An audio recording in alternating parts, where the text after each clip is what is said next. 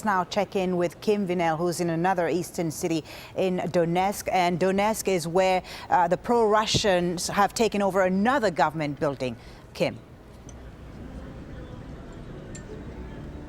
That's right. Gunmen stormed the building earlier this morning, the City Council building that's just a few blocks from here. Right now, there are gunmen standing outside. Some of them are holding AK-47s, others are holding old-style hunting rifles, and they're very much in control of that building right now. What we're hearing is that they're from the Oblast group. It's a far right-wing group here. It has its roots in Kharkiv. They're not making the demands known right now, but they say they've got control of the first story of that building. But they are letting civil workers go about their duties. They say they haven't ousted the mayor, but they do want, they continue calls for a referendum on the status of the self-declared Republic of Donetsk. What's happening right here, right now, in the past hour, we've heard, seen rather, military jets flying overhead.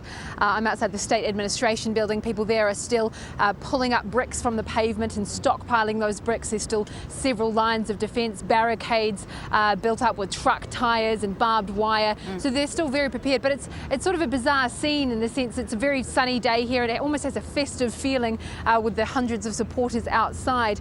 Meanwhile, in their midst, there are men walking around in military uniforms with batons and Molotov cocktails sitting there at the ready.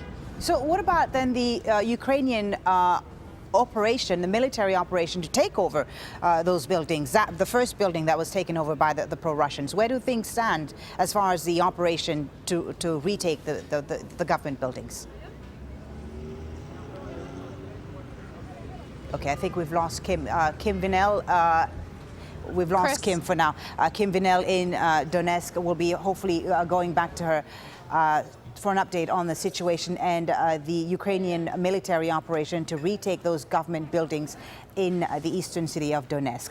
Meanwhile, Ukraine's former prime minister and presidential candidate Yulia Tymoshenko says Russia has started a new type of war. She's announced the creation of a resistance movement.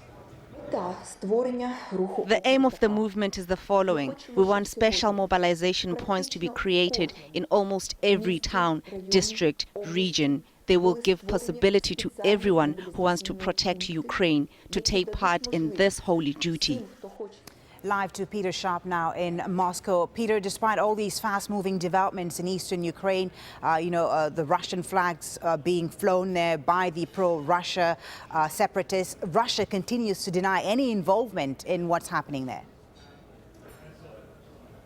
That's right. You can only look back to what the Russian Foreign Minister Sergei Lavrov said about 48 hours ago. He said, look, the West just don't get it. The people of eastern Ukraine have got their own grievances, they've got their own issues, and they launch their own demonstrations.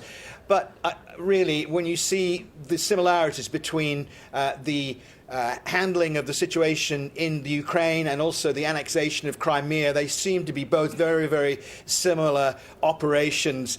We had the state president of Russia, Vladimir Putin, saying only a few hours ago that the Ukraine now stands on the edge or the brink of civil war. Well, as far as the US and the EU are concerned, that's a fairly disingenuous statement because they hold Russia as one of the prime movers of the unrest. And of course, it's left Kiev in a very, very difficult position, damned if you do and damned if you don't.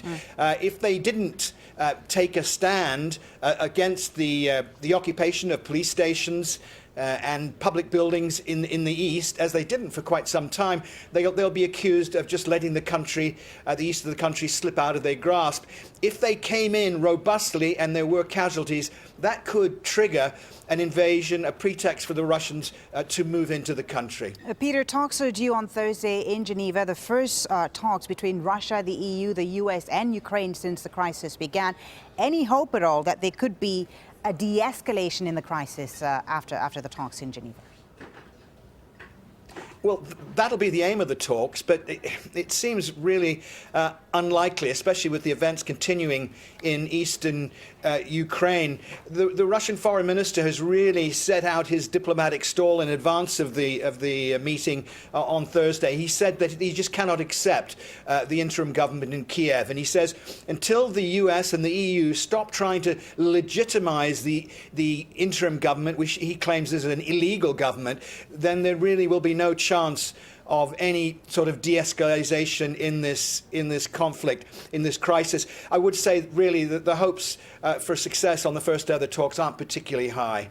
Peter, thank you very much. That's Al Jazeera's Peter Sharp reporting there live from Moscow.